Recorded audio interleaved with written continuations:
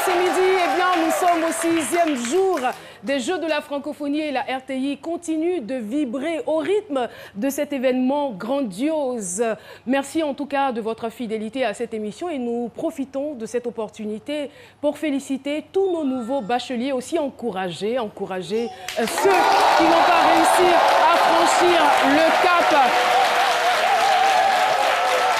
Eh bien, ce n'est pas encore terminé. Ce n'est pas encore terminé, il faut savoir apprendre de ces échecs et nous espérons que la prochaine fois sera la bonne. Merci en tout cas de rester dans cette émission. Merci de recevoir avec ces mêmes ovations Jessica Bomba, Jean-Michel Ona, Aya Lebel.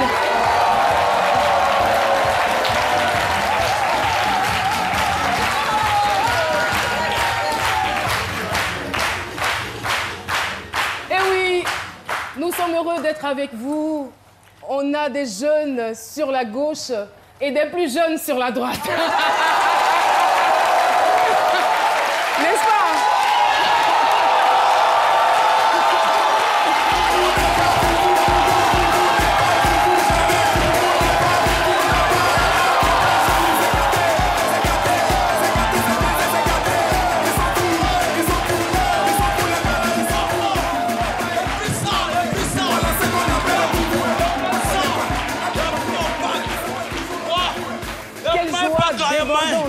Yeah! Merci pour vos prières. Wow! Yeah! Wow! Merci. Ouais. Yeah! Il a pris ça hier. Ouais. Non. Il a été repêché. Non seulement il a posé réclamation, au pire de la réclamation, il a été repêché. C'est pourquoi ma joie est grande comme ça. Ouais. Il a pris mon bac. Félicitations, bravo. Ça fait la quatrième fois que vous passez le bac? Moi. Vous passez combien de fois le bac? Moi, c'est la première fois.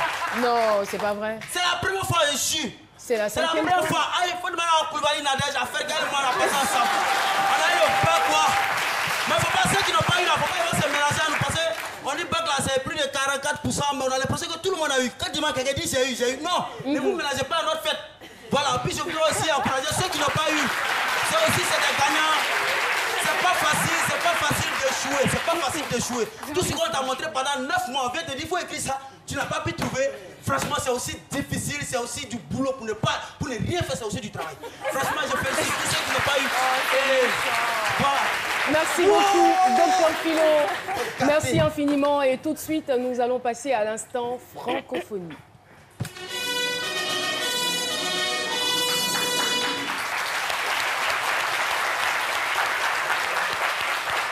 Voici donc notre hôtesse qui nous ramène notre enveloppe. À l'intérieur, il y a le nom de notre invitée. Mademoiselle, bonjour et bienvenue. Vous vous appelez Compaoré Théophanie de l'agence Fricom, c'est bien cela. Merci infiniment. Merci et très très bonne journée à vous. À très bientôt. Merci beaucoup. Et oui. Celui que nous allons recevoir est un artiste qui détient de multiples talents. Il est à la fois comédien, musicien, percussionniste et chanteur. Et son domaine de prédilection, mesdames et messieurs, surtout sa langue principale, c'est le nouchi. Il a des cheveux comme des antennes. Voici pour vous Julien Gualo.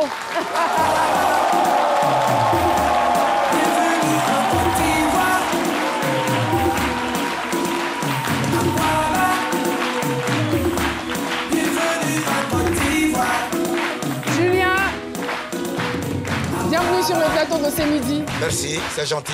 On est très heureux de vous recevoir. Alors Julien, dans ces Jeux de la francophonie, vous avez aussi votre part, n'est-ce pas? Hier, la francophonie a fait un clin d'œil au Noussia. Moi, je ne dis plus le Noussia, je dis le Noussiam. Parce que le c'est le monde.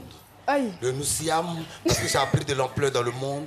Donc, c'est devenu notre langue en Côte d'Ivoire. C'est cela. Et cette langue est en train de décloabater,' dans tout le Yoro. Décloabater, syncloabater, ça veut dire quoi?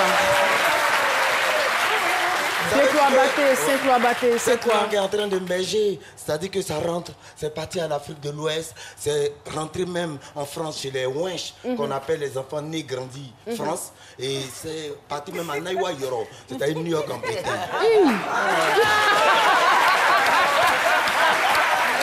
Naiwa Yoro. Et là, vous avez été sollicité par un média français. Média France Monde, pour donner 10 mots. France Média ou France Média Monde, pour donner 10 mots qui sont beaucoup utilisés dans le Nousiam en Côte d'Ivoire. Donc, voilà, ils m'ont appelé pour me dire, voilà, c'est à toi de faire l'interview. Donc, j'ai dit, il n'y a pas de drap. Vous avez donné les 10 mots. Les 10 mots ont été donnés. Et bon, il y a un mot qu'on dit Dabali. Dabali, ça peut être la nourriture, c'est-à-dire le fondement Dabali. Et puis Dabali, ça peut être les ateliers. C'est ça. C'est ça. Donc, j'essaie quand même de traduire. C'est-à-dire Dabali. Dabali, ça peut être manger. Et puis Dabali, ça peut être aussi... L'atelier, les petits corotars. D'accord. Voilà. Et puis, il y a le déboîtage. Quand il dit Caro, viens, on déboîte. C'est qu'on s'en va. Maintenant, je dis, Caro, on récloboite. C'est que le déboîtage n'est pas bon, on récloboite.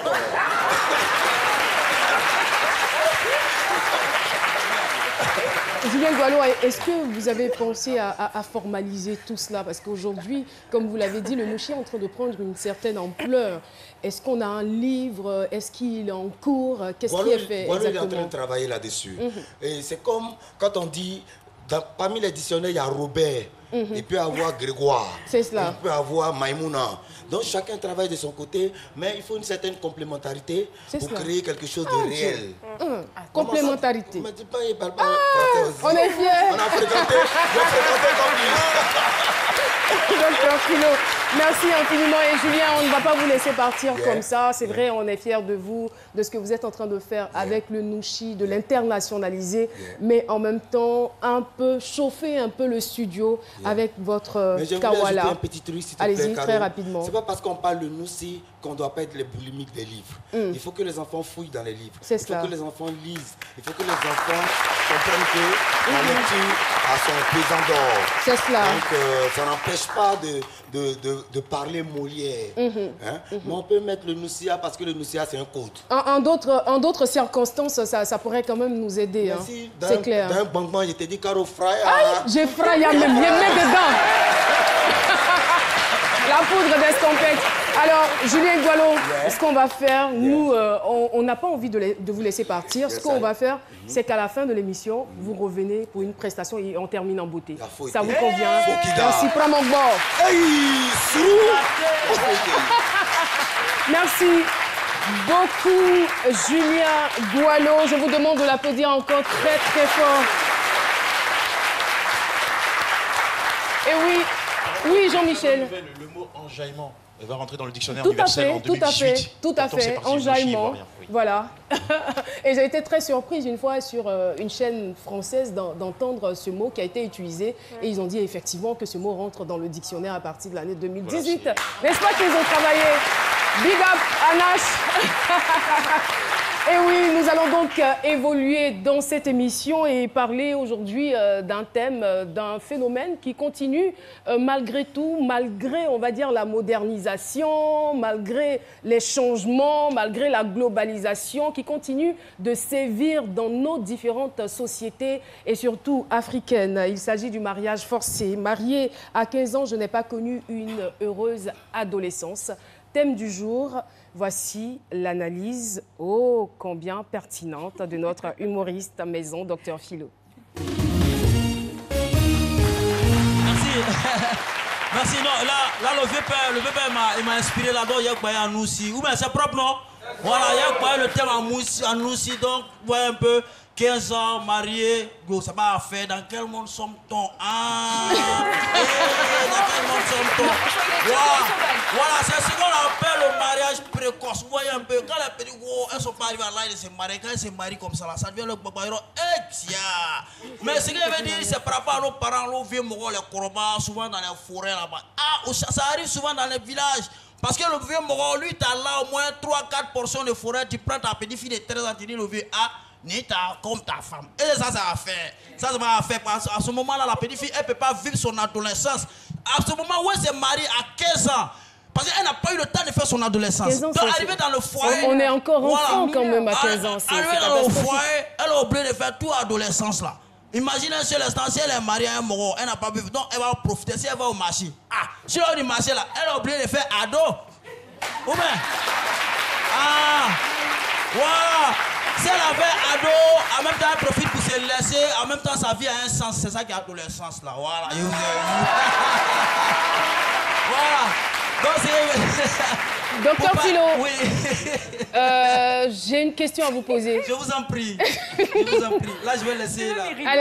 Alors, Docteur Philo, si vous étiez un animal, vous serez un lapin. Le lapin, il est très rapide et il est très, très efficace. J'ai pensé que vous alliez dire un caméléon. Changer de... À la façon dont vous avez cette capacité de changer très vite de couleur, de personnalité. Mais le caméléon, lui, il est lancé, il veut traverser le goudron. Pas qu'on peut marcher sur lui.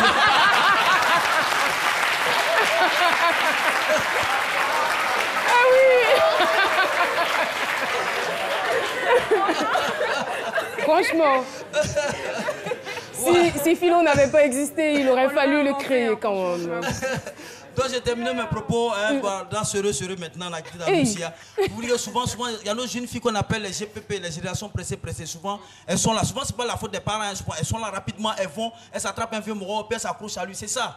Pendant que, quand c'est comme ça, vous êtes obligé de faire le relais partout, dans tous les foyers, dans tous les sens, devant toutes les portes. Pendant que les, comment on les appelle, c'est compris médaille, les Ivoiriens là. Les talous sont en train de faire des relais, 4 fois relais pour prendre choses. Médaille, toi tu es en train de faire 4 fois relais pour prendre grossesse partout. Là, c'est pas bien. Donc il faut attendre tout ça et c'est très très important. Je prends normalement minimum 18 ans, là 20, 21 ans, tout ça, mariage. Hein? C'est déplorable quand même, malgré que nous soyons au 21e siècle. C'est déplorable quand même. Merci beaucoup, Docteur Philo. Et je l'ai dit, il avait une analyse pertinente et avec son humour, il a réussi quand même à faire passer le message. Merci beaucoup, Docteur Philo. Allons tout de suite pour le micro-trottoir avec la question suivante. Comment était votre adolescence? Mon adolescence, bon, j'étais doué avec ma famille, donc quand elle me parle, je l'obéissais bon, pour tout ce qu'on me disait.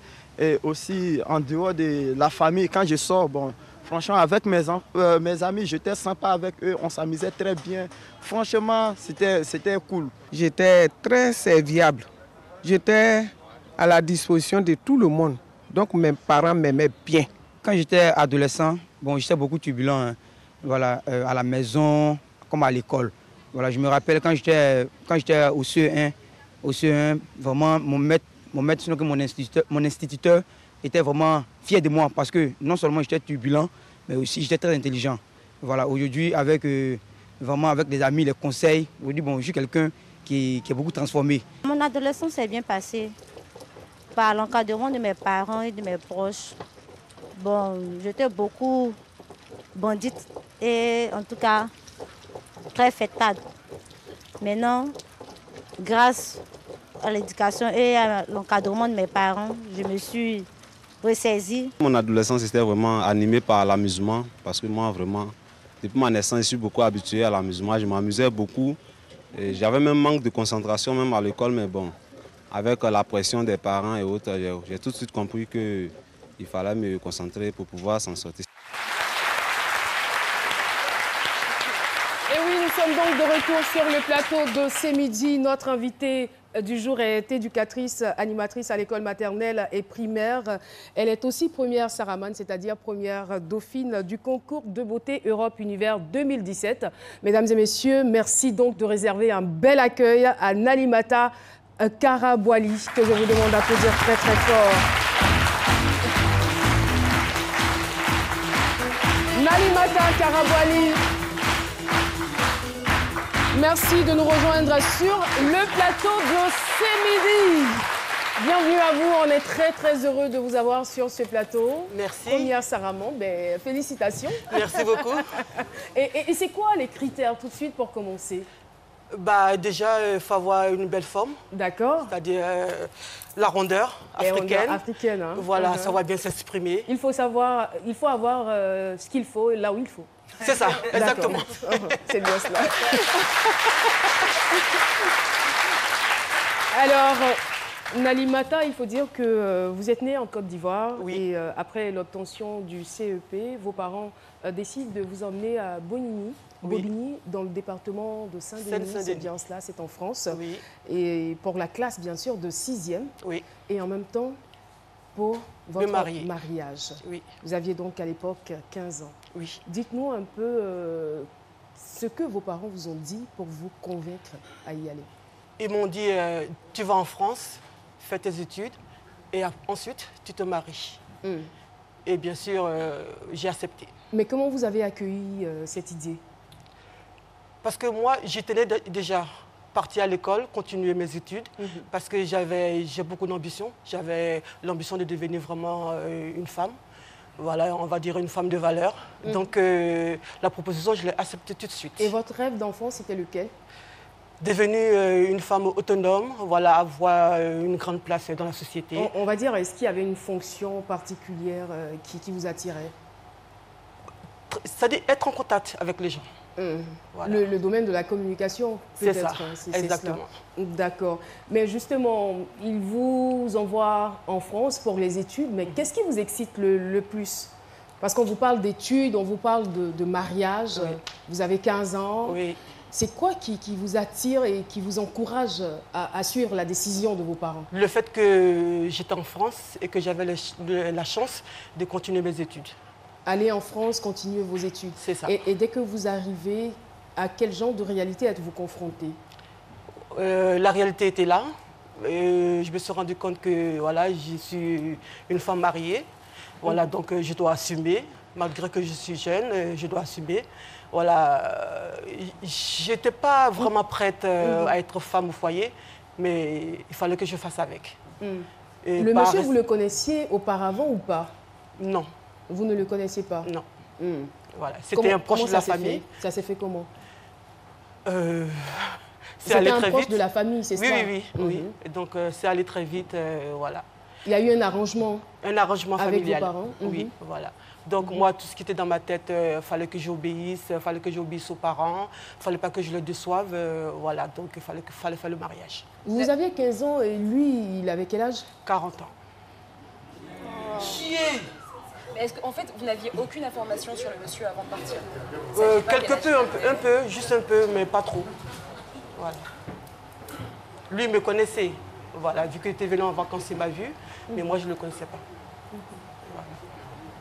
Et oui, donc, quand vous êtes arrivé là-bas, vous, dans votre tête, c'était pour faire des études. Oui. Est-ce que vous avez pu, justement, faire ces études-là? J'ai commencé, j'ai fait la 6e, la 5e, et après, je suis tombée enceinte, donc j'ai arrêté. Voilà. Et parlez-nous de cette nouvelle aventure.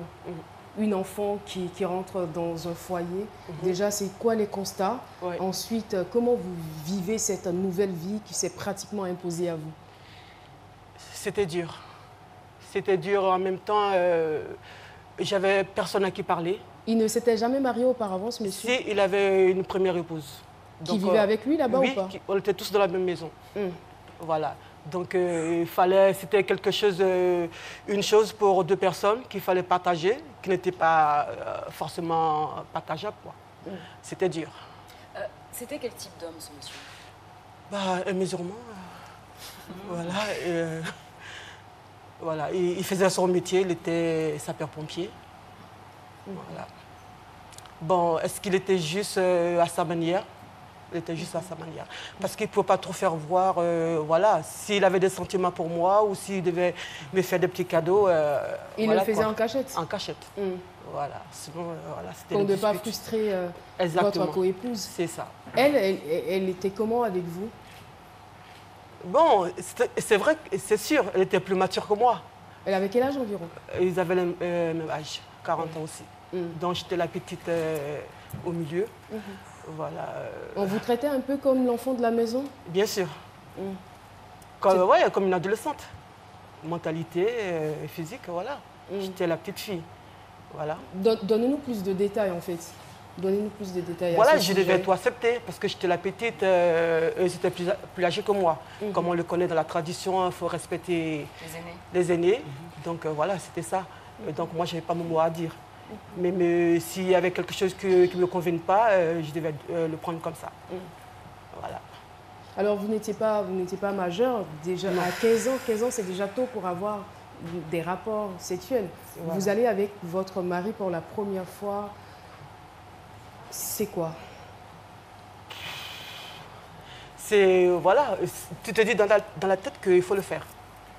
Voilà. Comment ça? Comment ouais, parce que... Quand on fait une mission, calmez-vous. Quand, je vais dire, qui a fait le premier pas? C'est vous ou bien c'est lui? C'est lui, bien sûr. Et vous n'avez pas refusé, vous avez accepté en même temps? Oui, bien sûr. Mais est-ce que vous avez été préparé à ça? Je veux dire, c'est vrai, peut-être que vous aviez une idée assez vague du mariage. On vous dit, vous allez vous marier. Peut-être pour vous, c'est juste de façon la seule idée du mariage que j'avais, c'était celle de ma mère, avec mon père. Voilà. Et les voisins que je voyais, c'est tout. Et après, la réalité, c'est que moi, je me mettais dans la peau de ces femmes-là, d'une femme adulte. Et une jeune fille qui se met dans la peau d'une femme adulte.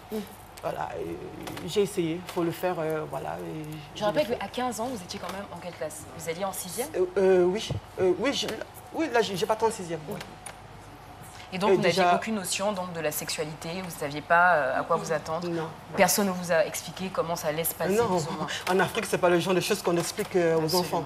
Voilà. Peut-être quelqu'un, on peut attendre dans la causerie entre adultes, qui ira déjà. C'est vrai que c'est des choses qu'on n'explique pas. Voilà, et on devrait le faire. Et à 17 ans, vous avez votre premier enfant. Oui. Un enfant qui a un enfant. Oui, après la suite qui s'avérait être handicapé. Il souffrait de quoi exactement, votre enfant? Il était autiste, donc il ne parlait pas, il n'a jamais parlé. Voilà, donc je l'ai élevé et après j'ai eu 3 enfants. Voilà, là le premier, il est décédé.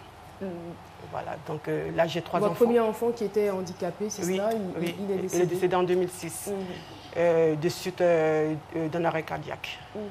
Voilà. Mais comment était votre vie? Déjà, je veux dire, c'est pas évident pour une adolescente de 17 ans d'avoir un enfant et de surcroît avoir un enfant qui a un handicap. Comment vous avez vécu cette période? Comment est-ce que vous avez réussi à avoir la force d'élever votre enfant? Ça n'a pas été facile. Mais j'avais le soutien de l'assistance sociale et tout, voilà, qui venait souvent à la maison, me donner des conseils, m'aider parce que j'étais jeune. Voilà, donc dès que j'ai accouché mon premier enfant, j'ai eu une assistance maternelle. D'accord. Voilà, qui venait parce que j'étais mineure. L'assistante sociale ne savait pas votre âge? Non. Et après, en premier temps, j'ai vu une assistance maternelle. Et après, l'assistance sociale. Voilà. Donc, elle m'aidait et tout, voilà. Et ça ne vous a jamais traversé l'esprit de chercher à le dénoncer? Comme on le dit, la France, c'est le pays des droits de l'homme. Alors, vous êtes jeune, je suppose qu'après 2 ans, 3 ans, vous commencez quand même à vous imprégner des réalités de la France, à vous intégrer. Donc, du coup, vous savez que quelque part, il y a eu un abus. Est-ce que vous cherchez à dénoncer votre mari ou pas? Non, je n'ai jamais cherché à le dénoncer. Pourquoi? Non, parce que toujours par peur des parents. Voilà, c'était pas dans mon but. Mais vous aviez autant peur de vos parents? En fait, j'aime beaucoup mes parents. D'accord. Ils ont beaucoup fait pour moi. Je ne voulais pas les décevoir. Chez moi, c'était ça. Je ne voulais pas les décevoir. Voilà, c'était ça. Et c'est ce qui vous a contraint donc à accepter ce foyer, à y rester, bon gré, mal gré. Voilà, et en même temps, parce que je suis croyante, donc je priais, je disais, un jour ça ira, j'aurai la force de surmonter tout ça. Voilà. Est-ce qu'avec le temps, vous avez fini par avoir des sentiments pour votre mari? Non. Non? Vous ne l'avez jamais aimé? Il le savait? Oui, il le savait. Vous lui avez dit un jour que monsieur, je vous oui, oui, par fini, je lui ai dit. Mais il ne voulait pas lâcher prise. Donc vous aviez relayé en fait votre vie au second plan, totalement pour honorer vos parents et pour respecter leurs décisions. Exactement. À partir de quel âge vous avez commencé à prendre conscience que vous étiez passé à côté justement de cette adolescence? Et est-ce que vous avez décidé de faire changer quelque chose, la situation? Oui. En fait, j'ai toujours su qu'il abusait de moi et tout. Mais ce qui a produit le déclic, c'est que j'ai vu qu'ils ont commencé à... C'est-à-dire à abuser de moi. Physiquement, ils avaient... trop abusé. Et là, j'ai dit stop. Quand vous dites trop abusé, c'est quoi? Est-ce qu'il y a eu de la violence physique? Je veux dire, puisque depuis le départ, c'était de l'abus, peut-être que vous n'arriviez pas à mettre les mots là-dessus. Oui. Mais quand vous dites, je me suis rendu compte c'était qu'ils ont sur le plan commencé à trop financier, en abuser. fait. Sur le plan financier. Voilà. Et donc là, j'avais mon 4e enfant. J'étais sans aucune ressource. Je n'avais pas de ressources. Sans aucune ressource, voilà. Et donc, c'est là qui a tout déclenché parce que c'était très dur. Et vraiment, ils ne pensaient pas à moi. Ces deux-là, ils ne pensaient pas à moi, ils pensaient qu'à eux-mêmes. Voilà. Monsieur avait perdu son boulot ou quoi? Non, il travaillait. Mais il avait du mal à s'occuper de ses enfants? Oui, il se trouve que en France, il y a ce qu'on appelle les allocations familiales qui sont versées aux parents. Et donc, il a réussi à m'enlever, voilà, tout ça, et c'était versé sur leur compte à eux. Et de surcroît, il ne s'occupait pas de mes enfants. Donc, eux, il avait déjà des enfants? Oui, qu'ils avaient commencé à grandir. Voilà, donc ils avaient moins de ressources, moins de prestations. Voilà. Donc, allez-y. Ils ont pris mes prestations. Donc, ils ne voulaient rien me laisser. Ils ne s'occupaient pas de l'enfant. Moi, je partais à la PMI pour pouvoir avoir du lait, des couches, tout ça. C'était pas normal. Ah, c'était terrible. Vous aviez quel âge à ce moment-là? J'avais la vingtaine. Oui. Vos parents ici étaient-ils informés de ce que vous viviez de l'autre côté? Oui, ils étaient au courant. Voilà. Et qu'est-ce qu'ils en pensaient? Qu'est-ce qu'ils disaient? Bon, ils ont essayé, financièrement, ils ont essayé de m'aider. Mais eux, c'était pas dans... En fait, j'ai des frères et sœurs là-bas, en Europe, en France. Mais c'était pas dans leur rôle de dire oui, divorce, reste pas avec ton mari. Personne ne fera ça. Surtout qu'ils ont été à l'origine de ce mariage. Oui. Personne ne dira ça, surtout en tant qu'Africain, tout ça. Personne ne le fera pour vous. C'est des choses, c'est des décisions que vous devez prendre vous-même. Personne ne le vous dira et personne ne vous aidera sur ce côté-là. Et donc... il a fallu que je dise stop, donc j'ai tout arrêté. Comment la décision est arrivée? Comment elle a réussi à se relever? On posera donc ces questions dans la deuxième partie. Merci donc de rester en notre compagnie. Marquons juste une pause au niveau de la pub. À tout de suite.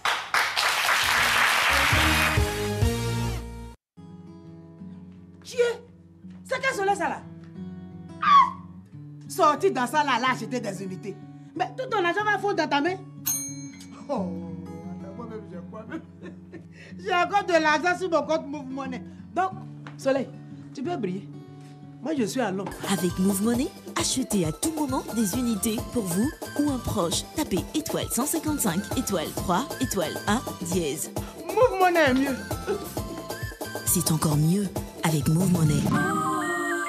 Move, no limit. Nous sommes toujours sur le plateau de ce midi avec notre invité Nalimata qui malheureusement a été victime de mariage forcé et marié précocement à un adulte de 40 ans. Eh bien, nous en étions donc à savoir maintenant comment est-ce que vous avez réussi, après 16 ans de vie commune, à quitter votre mari. J'ai eu le déclic parce qu'il y avait eu trop d'abus. Et donc, j'ai décidé d'arrêter. La situation était intenable. Intenable. Et donc, j'avais commencé à travailler déjà. Donc, j'ai pris mes enfants et donc, je suis partie chez ma sœur. Voilà, parce que vu qu'il y avait eu une tromperie vis-à-vis de mes prestations, voilà, je suis partie chez ma sœur, j'ai expliqué la situation et tout. Voilà, donc je suis restée. Au bout de 3 jours, on est venu à Bobigny, à la maison. Genre arranger, parler ce qui s'est passé, essayer d'arranger les choses. On est arrivé, ma chambre, j'avais plus de chambre. On avait tout dégagé de ma chambre. Mon lit, mon placard, tout. Je n'avais plus rien dans la chambre. Ce qui veut dire que j'ai plus de place là-bas. Voilà. Et après, la femme a fait clairement savoir qu'elle ne voulait pas de moi dans la maison. Pourquoi? Elle ne voulait pas de seconde épouse. Mais elle a accepté. Elle avait accepté au début. Elle aurait pu s'opposer depuis le départ. Oui. Oui, c'est le comble parce qu'au départ, elle a accepté. Mais après, la réalité était là. Et donc, elle en souffrait certainement aussi. Oui, certainement. Elle souffrait de votre présence. Oui, mais c'est elle qu'elle acceptait au début. Mais pourquoi avoir accepté quelque chose et après en souffrir? Mais peut-être pour les mêmes raisons que vous avez accepté justement de partir. Pour des histoires de famille, par exemple. Peut-être. Ou peut-être que vous lui meniez aussi la vie dure. Non, non, je ne lui menais pas la vie dure. J'avais 15 ans et ces trucs-là, je ne connaissais pas. Voilà, se bagarrer pour un homme, machin, c'est des trucs que je ne connaissais pas. Mais vous arrivez quand même de la désavouer Non, non, pas vraiment, non. Non. Je ne suis pas quelqu'un de bagarreuse, en fait. Non, non, non. Voilà, donc je suis partie. Donc on est venu à la maison, voilà, ils ont essayé d'en parler. Donc vu qu'il y avait des prestations qui m'avaient été coupées par eux, qu'ils ont détourné, qui étaient renversées à eux-mêmes. Donc ils ont essayé de leur faire comprendre, comme j'ai des enfants, voilà, s'ils pouvaient me restituer au moins, ne serait-ce que la moitié, ils ont refusé. Et qu'est-ce que vous faites avec les enfants? Vous les laissez chez leur papa ou Je suis partie avec mes enfants. Vous partez avec les enfants? Je suis partie. Malgré que le premier, il était handicapé, il était malade, j'en ai pris soin, je m'en suis occupée. Et c'est la chose que j'en suis fière au monde. J'étais là pour mon fils qui était malade. Et le jour qu'il est décédé dans ma main. Voilà, et j'en suis fière. Ça devait être pénible pour vous. C'était pénible, mais je suis fière de ce que j'ai fait, le parcours que j'ai parcouru, j'en suis fière aujourd'hui. Mais aujourd'hui, avec du recul, est-ce que vous avez l'impression qu'il y a des cicatrices graves, des blessures qui ne vont jamais se cicatriser à l'intérieur de vous et dans votre vie? Ça a été un mal pour un bien. Un mal pour un bien? Oui. C'est-à-dire? Parce que j'ai 2 filles aujourd'hui et jamais j'encouragerais une jeune fille à aller épouser un homme qu'elle n'aime pas, quelle que soit la situation. Quel que soit ce qu'elle vit. Quel que soit ce qu'elle vit aussi. Jamais je le cautionnerai, jamais je l'encouragerai. Et même si cela est la volonté des parents? Oui, je serai là pour m'opposer. Ce que personne n'a fait pour moi, je le ferai pour les autres. Voilà. Et vous êtes parvenu tout de même à refaire votre vie? Oui. Voilà. Vous avez rencontré un homme? Oui, j'ai rencontré un homme en 2012 quand j'étais venue en vacances. Bien que... Qui vous a offert d'ailleurs ce que l'autre ne vous avait jamais offert auparavant. Les choses sont allées très vite, vous vous rencontrez parce que là, c'était quelque moins chose de mois. Oui, oui. Moins de mois, il vous passe la bague au doigt. La vie nous réserve tellement de surprises, j'ai envie de dire. C'est-à-dire que vous vivez toute une partie de votre jeunesse avec un monsieur qui ne connaît pas forcément votre valeur et qui finit par vous pousser à sortir de chez lui, à l'abandonner. Et là, vous venez en vacances, comme ça. Je suis arrivée le lendemain, on s'est rencontrés. Et il a voulu tout de suite faire le mariage avec moi, il voulait de moi et tout. Moi, je ne le croyais pas parce qu'il est un peu plus jeune que moi. Mais à votre place, j'aurais réagi pareil. Hein. Attention, après ce que j'ai vécu là. Dans un premier temps, je ne le croyais pas trop en fait. Mais il m'a montré ses preuves. Mais ça va, tout va bien dans le foyer. Ça va, tout va bien. Et c'est lui, je suppose, qui vous a donné le courage de vous présenter à ce concours de beauté. Oui, je lui en ai parlé. Il a dit, il n'y a pas de souci d'y aller. C'est quoi? C'est le genre de mec, ma femme, franchement, je te trouve belle. Tu sais que tu deviens de plus en plus belle. C'est ça, en fait. C'est ce que vous entendez très souvent. C'est ça. C'est ça.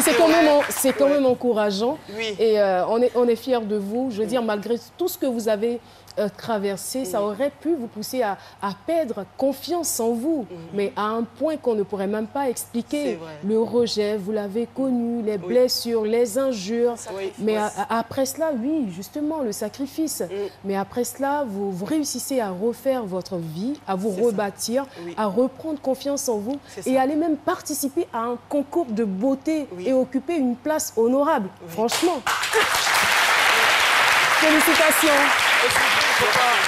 Il ne faut pas voir le côté négatif de cette situation qu'elle a vécue. Certainement aussi, puisque vous avez la bague... C'est le philosophe qui parle. Oui, la bague au doigt à moins de 1 mois. Donc, je veux dire que cette vie de maturité accélérée, je veux dire intensive que vous avez vécue de l'autre côté, ça et vous avez acquis de l'expérience. Et ça, vous êtes venu mettre en pratique. Et c'est ça dans 1 mois. C'est vrai.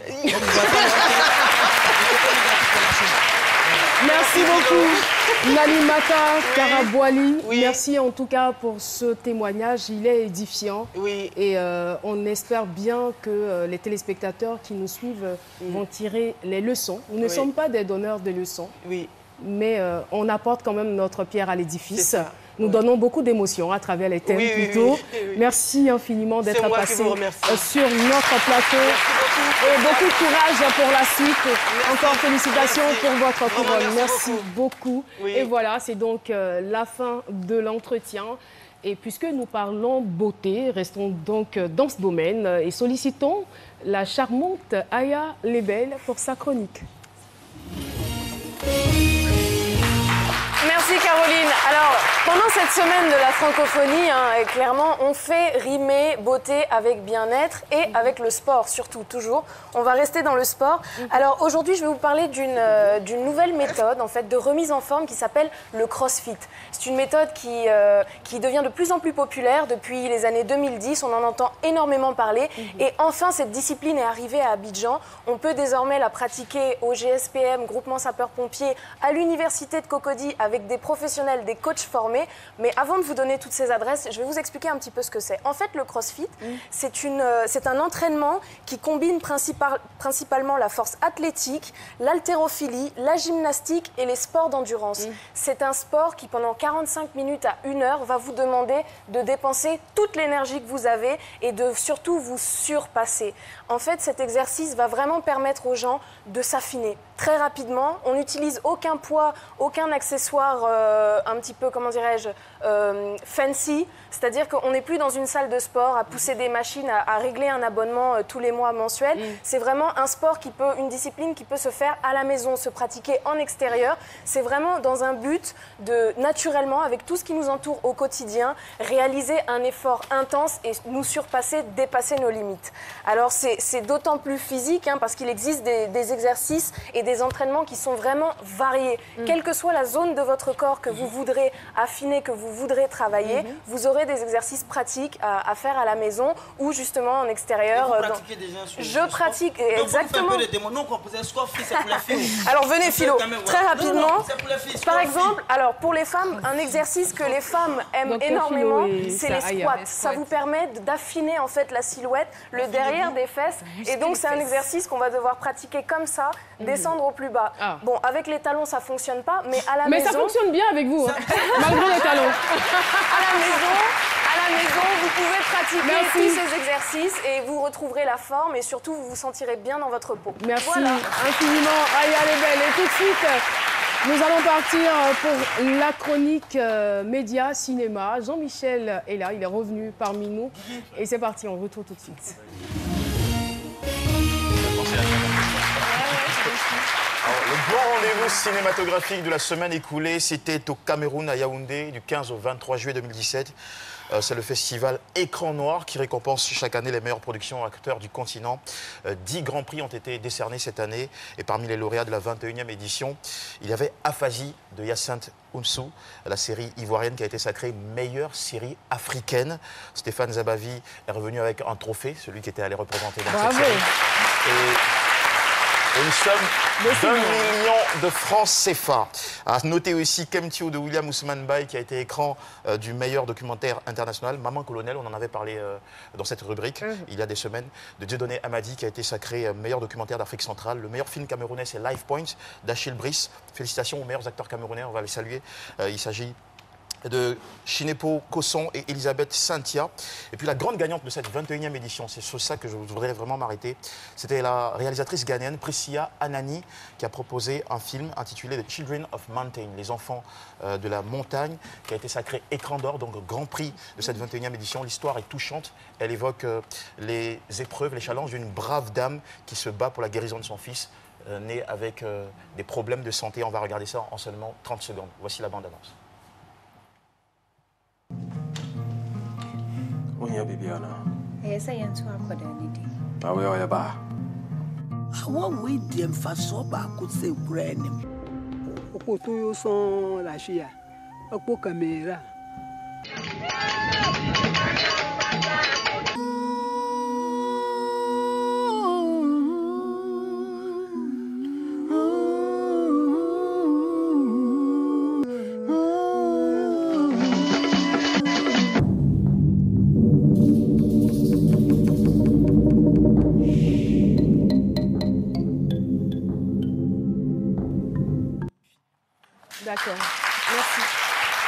Merci beaucoup, Jean-Michel. Félicitations à tous les lauréats et encore félicitations à nos chers amis ivoiriens qui, encore une fois, ont prouvé qu'il se fait de la qualité dans le cinéma local. Merci beaucoup. C'est la fin donc de Info Ciné-Média.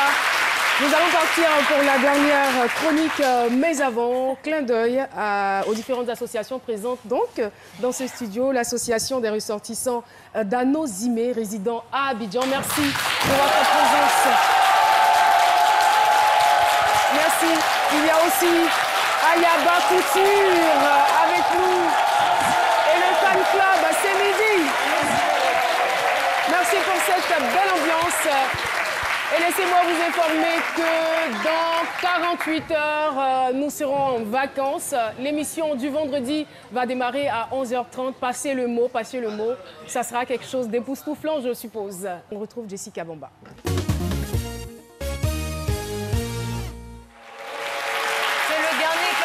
On ne saurait partir en vacances sans avoir justement les impressions des chroniqueurs et surtout une petite rétrospective de tout ce qui s'est passé tout au long de la 4e saison et donc de l'aventure C'est midi on regarde.